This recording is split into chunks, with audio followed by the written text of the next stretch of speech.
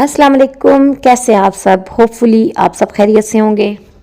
हमेशा की तरह आज भी लाई हूँ आपकी लाइफ को आसान बनाने वाले कुछ नए आइडियाज़ और कुछ नई टिप्स। ये छोटे छोटे टिप्स आपकी लाइफ के बहुत सारे प्रॉब्लम्स को सॉल्व कर देंगे। चलिए फिर वीडियो को स्टार्ट करते हैं, लेकिन उससे पहले आपसे रिक्वेस्ट है कि अगर आपको इनमें से कोई भी टिप अच्छी लगे और आपके लिए यूजफुल रहे तो फिर चैनल को सब्सक्राइब करना और वीडियो को लाइक करना मत भूलिएगा। तो चलिए आते हैं हम आज के ट्रिक नंबर 1 की तरफ। सम टाइम हमारी बेहतियाती की वजह से या किसी भी रीज़न से आयरन को जब हम बहुत ज़्यादा गर्म करते हैं और उससे कपड़े आयरन करने की कोशिश करते हैं तो वो कपड़े को जला देती है और उसका पैन भी नीचे से इस तरह ख़राब हो जाता है।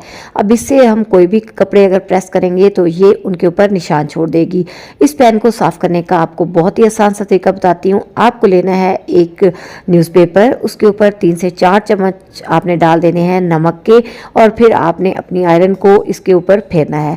जैसे जैसे आप आयरन को फेरते जाएंगे वैसे वैसे इसका पैन नीचे से साफ होता जाएगा। 3 से 4 मिनट लगेंगे और आयरन का पैन सॉल्ट पर रबिंग की वजह से बिल्कुल नीचे से साफ हो जाएगा। चलें आते हैं टिप नंबर 2 की तरफ। आपने नोट किया होगा कि जब हम किसी भी पैन में दूध बॉईल करते हैं तो अक्सर नीचे से दूध इस तरह से लग जाता है। सम टाइम ये नीचे से थोड़ा बहुत जल भी जाता है। तो इससे बचने के लिए आप ये कर सकते हैं कि इस पैन में दूध डालने से पहले थोड़ा सा यानी 1 से 2 चम्मच पानी के डाल लें और उसको अच्छे से हिला लें। उसके बाद आप दूध डालें और बॉईल करें। अब कभी भी आपका दूध नीचे नहीं लगेगा, पैन बिल्कुल नीचे से साफ रहेगा। साथ ही आपसे एक और टिप भी शेयर कर देती हूँ कि जब भी आप दूध को बॉईल करने लगे तो ऊपर एक लकड़ी का चम्मच रख दें। इस तरह करने से दूध में जब बॉईल आएगा तो वो कभी भी नीचे नहीं गिरेगा और इस तरह से मैस नहीं फैलेगा। नेक्स्ट है आपके लिए जी एक और छोटी सी लेकिन बहुत ही यूज़फुल टिप। अक्सर जब हम एग तोड़ते हैं तो उसका शेल का छोटा मोटा पीस भी नीचे गिर जाता है जो कि स्टिकी होता है, आसानी से नहीं निकलता। तो इसके लिए बस आपने करना ये है कि आपने अपनी फिंगर को थोड़े से पानी में डिप करना है और फिर आपने इस फिंगर की हेल्प से इस छोटे पीस को उठाना है। बहुत अच्छे से ये फिंगर के साथ स्टिक होके फौरन ही बाहर आ जाएगा और आपको ज़्यादा तरद्दुद नहीं करना पड़ेगा। किचन सिंक में बर्तन, फ्रूट, सब्जी वगैरह वॉश करते हुए छोटे मोटे पील अंदर गिरते रहते हैं जिससे सम टाइम हमारा सिंक बिल्कुल बंद भी हो जाता है।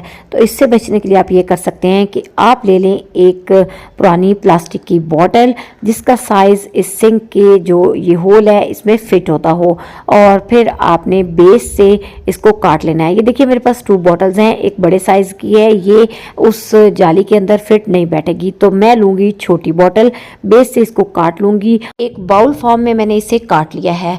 अब मैं लूँगी एक गरम रॉड और इसकी बेस में छोटे छोटे सुराख कर लूँगी। तो ये देखिए जी बेस पे मैंने इस तरह से सुराख कर लिए हैं। अब ये एक स्टेनर की फॉर्म में आ गया है। इसे मैं अब ये सिंक की जो स्टेनर है इसमें इस तरह से फिट कर दूँगी। अब चाहे सिंक में मैं कुछ भी वॉश करूं, पील्स इसी बाउल में आते रहेंगे जिन्हें मैं आसानी से निकाल लूँगी। इस वाले हैक से अब सिंक कभी भी ब्लॉक नहीं होगा। सम टाइम कोई हम ऐसी रेसिपी बना रहे होते हैं जिसमें हमें जस्ट एग यॉक या एग वाइट ही चाहिए होती है। इन दोनों को सेपरेट करना थोड़ा सा मुश्किल होता है, लेकिन अगर आप इस तरह का चम्मच लें, उसके ऊपर आप एग को तोड़ें तो एग यॉक ऊपर रह जाएगी और जो एग वाइट होगी वो नीचे चली जाएगी। तो इस तरह से आप जर्दी और सफ़ेदी दोनों को आसानी से अलग कर सकते हैं। सम टाइम किचन या घर में मौजूद छोटी सीजर बिल्कुल भी शार्प नहीं रहती और उनसे फिर कुछ भी कट नहीं पा रहा होता। तो इसको दोबारा से शार्प करने के लिए जस्ट एक छोटा सा ट्रिक आजमाएं कि कोई भी रॉड या इस तरह का स्क्रू ड्राइवर लें और उसके ऊपर तेज़ी से आप इस सीजर को फेरें। तो जैसे जैसे आप फेरते जाएंगे ये तेज़ होती जाएगी। उसके बाद आप इससे जो भी काटेंगे बहुत ही आसानी से कट जाएगा। और अब मेरी ये टिप तो आपके लिए बहुत ही काम आने वाली है। अक्सर जब हमने अपने बेड मैट्रेस को वाटरप्रूफ कवर से कवर नहीं किया होता और घर में छोटे बच्चे भी हों तो फिर तो मैट्रेस के ऊपर स्टेन पड़ जाते हैं या सम टाइम छोटे बच्चों के पैम्पर वगैरह लीक होने की वजह से यूरिन स्टेन भी बेड मैट्रेस पर आए जाते हैं जिससे उनमें से स्मेल भी आने लगती है और स्टेन भी पड़ जाता है। तो आज मैं आपको बताऊंगी कि कैसे आप बेड मैट्रेस पर लगे हुए इन दाग धब्बों को आसानी से साफ कर सकते हैं या अगर स्मेल आने लगे तो आपको क्या करना है। बेड मैट्रेस पर किसी भी किस्म का कोई स्टेन लग जाए उसके लिए आपने क्लीनर बनाना है, जिसके लिए आपको लेना है पानी, जो कि आधे कप से कम लेना है, यानी 1/3 कप के करीब मैंने पानी ले लिया है। इसमें ऐड करेंगे बेकिंग सोडा 1 चम्मच। बेकिंग सोडा अगर स्मेल होगी तो उसको भी ख़त्म करेगा और स्टेन को भी ख़त्म करने में हेल्प करेगा। थर्ड चीज़ जो इसमें जाएगी वो है विनीगर। 3 से 4 चम्मच हम इसमें भरकर डाल देंगे विनेगर यानी सिरका के, और 1 चम्मच इसमें जाएगा डिश वॉशिंग लिक्विड। उसके बाद जो लास्ट और मोस्ट इम्पॉर्टेंट इंग्रेडिएंट मैं इसमें ऐड करने लगी हूँ वो है हाइड्रोजन परऑक्साइड। 2 चम्मच के करीब इसमें चली जाएगी हाइड्रोजन परऑक्साइड। सारी चीज़ों को मिक्स कर लेंगे। चलिए, ये एक क्लीनर हमारा हो गया तैयार। अब चाहें तो इसे स्प्रे बॉटल में डाल लें, या फिर आप ब्रश की हेल्प से भी जहाँ जहाँ मैट्रेस पर स्टेन हो वहाँ पर अप्लाई कर सकते हैं। तो इसे मैंने डाल लिया है एक स्प्रे बॉटल के अंदर। थोड़ी सी अमाउंट में मैंने इसे बाउल में भी रहने दिया था। तो अब ये देखिए मैट्रेस जिसपे काफ़ी सारे स्टेन्स लगे हुए हैं। तो करना क्या है, इन स्टेन्स के ऊपर आपने क्लीनर को स्प्रे कर देना है, या अगर आपने इसको ब्रश की हेल्प से अप्लाई करना है तो इस तरह से आप ब्रश की हेल्प से भी स्टेन पर इनको अप्लाई कर सकते हैं। तो जहाँ जहाँ दाग थे वहाँ पर कहीं ब्रश की हेल्प से कहीं स्प्रे करके मैंने इस क्लीनर को अप्लाई कर दिया है। हाफ एन आवर के लिए मैंने क्लीनर अप्लाई करने के बाद इसे छोड़ दिया था, लेकिन जस्ट 5 मिनट्स के बाद ही जब मैंने ब्रश की हेल्प से हल्का हल्का इसे रब किया तो मुझे स्टेन उतरते हुए फील हो रहे थे। बहरहाल फिर भी हाफ एन आवर का मैंने इसे टाइम दिया। हाफ एन आवर के बाद इसी ब्रश से मैंने इन स्टेन्स को रब कर लिया था। ख्याल है कि जब आपने क्लीनर लगाया हो तो फिर आपने फ़ैन नहीं चलाना, अदरवाइज़ ये सारा ड्राई हो जाएगा। तो जैसे जैसे ब्रश से मैं रब करती गई सारे स्टेन इस पर से उतरते गए। अब नेक्स्ट स्टेप पे मैंने लिया एक माइक्रो फाइबर क्लॉथ, इसको हल्का सा मैंने वेट कर लिया और फिर इस तरह से जिन एरियाज़ पे मैंने क्लीनर लगाया था उस पे मैं इसको रब करती गई। इससे एक तो स्टेन भी साफ़ हो जाएंगे और दूसरा जो क्लीनर मैट्रेस में गया है वो भी अब्जॉर्ब होता जाएगा।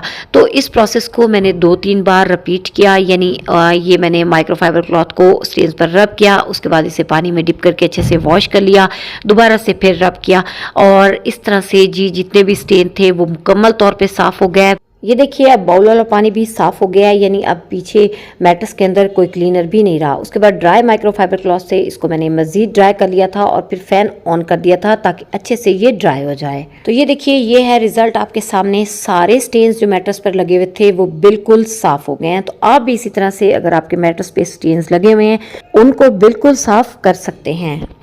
सम टाइम मैट्रेस पर कोई इतने दाग तो नहीं होते, लेकिन फिर भी उसमें से स्मेल आ रही होती है। तो उसको ख़त्म करने के लिए आपने ये करना है कि बेकिंग सोडा लेके उसको स्ट्रेनर की हेल्प से आपने थोड़ा थोड़ा अपने मैट्रेस के ऊपर स्प्रिंकल कर देना है। 2 से 3 घंटे के लिए आप इसे छोड़ देंगे। उसके बाद चाहे आप इसे वैक्यूम कर लें या कोई साफ़ ब्रश की हेल्प से ऊपर से अच्छे से साफ़ कर लें। इस तरह से मैट्रेस पे से जितनी भी स्मेल होगी ना वो बिल्कुल ख़त्म हो जाएगी। हमारे किचन में मौजूद रोटी कैसरोल या हॉट पॉट जब थोड़ा पुराना हो जाता है तो फिर उसमें रोटी उतनी गर्म और नरम नहीं रहती, ड्राई होने लगती है। तो रोटी उसमें उसी तरह से गर्म रहे, इसके लिए टिप ये है कि आपने हॉट पॉट के अंदर आधा लीटर के करीब गर्म उबलता हुआ पानी डाल देना है और इसके ढक्कन को बंद कर देना है। आधे से पौना घंटा आप इसको ऐसे ही बंद रहने दें। उसके बाद पानी गिरा दें और इसे ड्राई कर दें। अब जब आप इसमें रोटी डालेंगे तो रोटी उसी तरह से गर्म और नरम रहेगी। तो ये थी जी आज की कुछ टिप्स। उम्मीद है कि जैसे मैं इनसे फ़ायदा लेती हूँ आपको भी इनसे इतना ही फ़ायदा होगा। अगर इनमें से कोई भी आपको अच्छी लगे तो लाइक करना और चैनल को सब्सक्राइब करना मत भूलिएगा। इंशाअल्लाह फिर मिलेंगे नेक्स्ट वीडियो तक के लिए। अल्लाह हाफिज़।